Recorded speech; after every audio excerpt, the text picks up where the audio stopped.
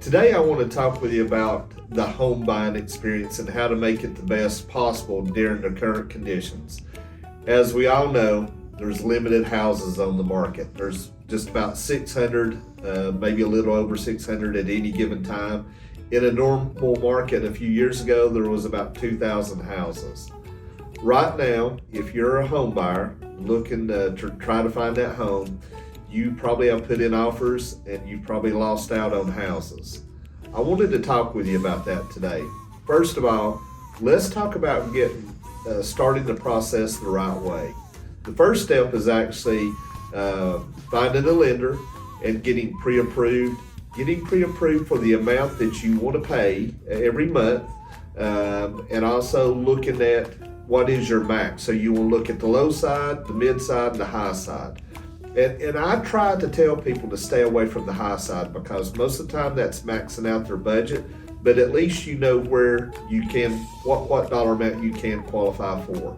So the first step is getting all the documentation after you get pre-approved, providing the lender with all that information to make sure that we've calculated the income correctly. There is no child support or alimony that we don't know about. There is not any undisclosed debts that we don't know about. So we can, when we provide that pre-approval letter to you and to your realtor, we know for sure that that's what you will qualify for. The second step is writing down your goals as far as your house, whether it's you and your wife, or if you have children, or if you're a single mom or a single dad. You want to write down how many bedrooms, how many bathrooms do you have to have? Not what would be the perfect experience, but what you have to live in the house. Look at square footage when you go in the house. You know, the houses, we see a lot of them 800 square feet. We see houses up to 4,000 or 5,000 square feet in their market too. So it's very important to know how much room that you need to have. And understand, this is probably not going to be your final house. This is probably going to be a house part of your life. So you need to look and evaluate how long will I live here, and am I okay with living in this house for say 5 years or 7 years? The other part of it is you need to understand, due to the economy and the way the market is right now, houses are bringing the most amount of money. So what can happen at some point in time, the value of houses can come down. At that point in time, you might be underwater. That happened to me in 2008 when all the building stopped and everything else. I lost $70,000 in equity overnight in my home. Now, did I really lose it? No, because I never sold my house. I knew that this is where I was going to be for a certain amount of years, and currently I still am. So understand, what you pay right now, at some point in time, it could decline. But the other part of it is, we know rent is only going up higher and higher. So it's still a great time to buy a house. Just understand that you're paying on the high side of houses right now. The amount of dollars square foot is between $100 to $200 a square foot on average. I mean, it's a wide variance depending on how new the house is, or has it been remodeled completely or whatever. After we do the initial application, after we do the pre-approval, after you write down your goals as far as the size of house, how many bedroom, bathroom it is, write down the location of where you want to live. The other part of it is working with the right realtor. Right now, everybody is searching for business. Lenders, realtors, all of us combined, we're trying to help to find the consumer a house. You need to be specific for that realtor so that you're not wasting their time saying that I'm only going to live in Georgia, and then 3 months later you get mad at that realtor because they can't find you a house in Georgia, and then you switch to another realtor ended up in a house in Tennessee. You need to be very clear with them what you want. Your realtor will work hard for you and help you find the house. Also, as you go through the process, interview them. Just ask them the questions. Tell them, what you're wanting to do. Make sure that your goals and their goals match up as far as if they're able and willing to help you. Some realtors only sell houses. Some work with the buyers. So make sure that you're finding the correct realtor. If you don't have one, I have several that I deal with that I can gladly recommend.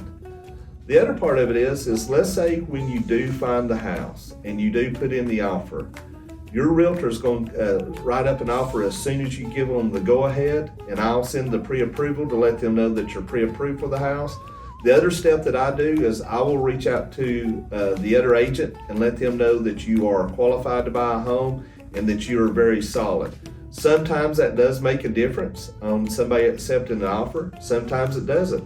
Right now we're in a market where there is a lot of cash offers come in, and if you're competing against a cash offer, you will lose because they can close the house so much quicker, and they're not having to wait on any contingencies of any kind. They're not having to wait on underwriting. They will take the money and they will run.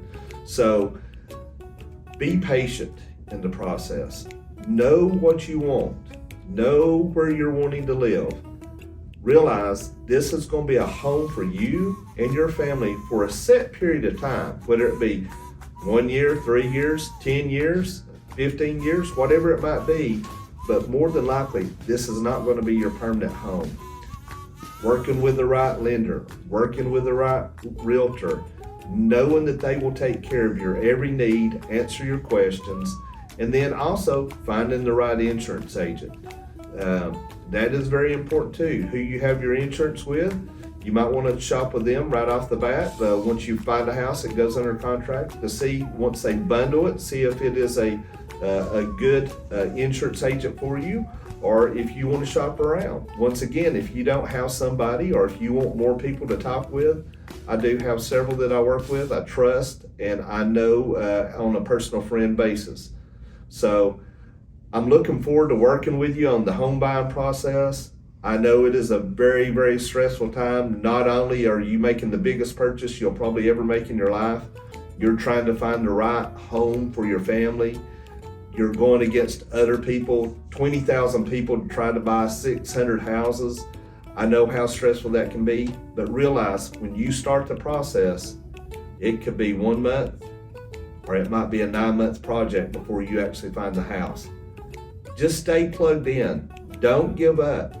If you're turned down on the house, that could be the Lord's way of saying, this is not your home. That's not a bad thing. A lot of times when people are buying homes, they have the buyer's regret. They will go out on the backside of their budget, and then they realize it's too uncomfortable for them, and they will sell the house within a year. We are seeing that from what happened last year. So just stay the course, stay in your lane, and realize that your race is not the same as somebody else's. Just be patient and ask questions. You will learn along the way as you move forward. Give me a call at 423-316-3570.